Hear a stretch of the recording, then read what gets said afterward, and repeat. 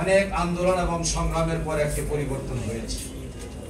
বাংলাদেশ নয়, বিশ্ব ইতিহাসে এই পরিবর্তন একটি ব্যতিক্রমধর্মী ঘটনা।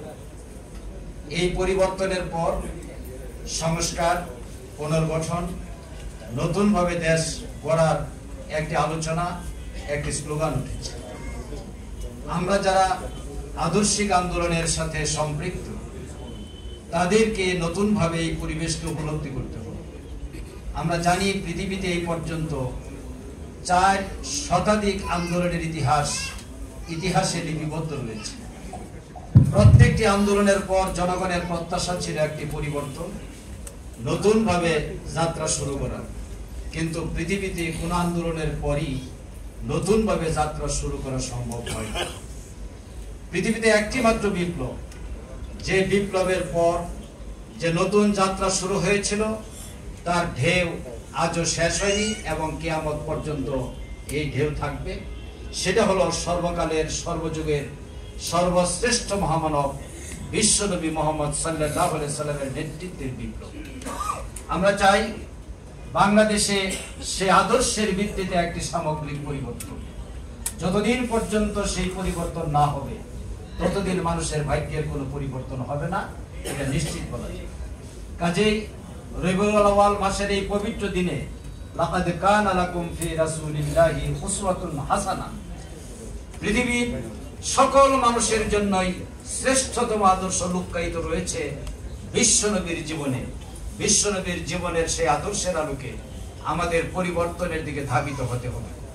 বিজ্ঞ আইনজীবী ভাই বোনদের বলতে চাই যে আজকে আইন অঙ্গনের মাধ্যমে বাংলাদেশে একটি পরিবর্তন হতে পারে, একটি অবারিত সুযোগ আমাদের সামনে। কারণ ইতিমধ্যেই জুডিশিয়ারি সেপারেশন, জুডিশিয়ারির স্বাধীনতা নিয়ে বহুবার কথা বলা হয়েছে। 1947 সাল থেকে শুরু করে পরবর্তী যত আন্দোলন, আজকের আন্দোলনের সবচেয়ে জনপ্রিয় স্লোগান যে সেপারেশন অফ জুডিশিয়ারি, কিন্তু বাস্তবে তা হয় নাই। কয়েকদিন আগে আমাদের বর্তমান প্রধান বিচারপতি একটি অনুষ্ঠানে বলেছেন, ডুয়েলিটি, শাসনের ডুয়েলিটি এখান থেকে পরিহার করতে হবে। ডুয়েল শাসন কি? বাংলাদেশের প্রধান আজকে বিচারাঙ্গন পুরোপুরি ভাবে সচিবালয়ের, বাংলাদেশ সচিবালয়ের আন্ডারে, আইন মন্ত্রণালয়ের আন্ডারে। তাহলে কিভাবে বিচার বিভাগ স্বাধীন থাকতে পারে? সুতরাং পৃথক সচিবালয় প্রতিষ্ঠা করা অপরিহার্য। বিশেষ করে সুপ্রিম কোর্টের বিচারপতি নিয়োগের যে ধারা, যে আইন এবং সিস্টেম রয়েছে, সেটা পরিবর্তন না হওয়া পর্যন্ত শপথবদ্ধ রাজনীতিবিদের আগমন বন্ধ করা যাবে না। সুতরাং এটাও পরিবর্তন করতে হবে। পরিশেষে আমি বলতে চাই, স্বৈরাচারের আমলের সকল সিদ্ধান্ত বাতিল হবে, এটাই তো বিপ্লবের স্বাভাবিক অর্থ, স্বাভাবিক দাবি। সুতরাং স্বৈরাচারী সরকার 15.5 বছর যাবৎ প্রহসনের বিচারের মাধ্যমে যে রায় দিয়েছিলেন, সকল রায় অটোমেটিক বাতিল হবে। এই ব্যাপারে আর নতুন করে দাবি উত্থাপন করার সুযোগ নেই।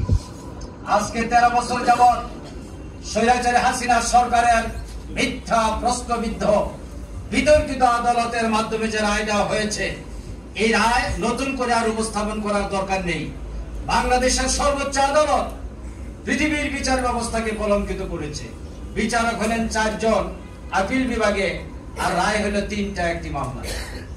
একজন দিলেন মৃত্যুদণ্ড, একজন দিলেন খালাস, আর 2জন দিলেন আমৃত্যু।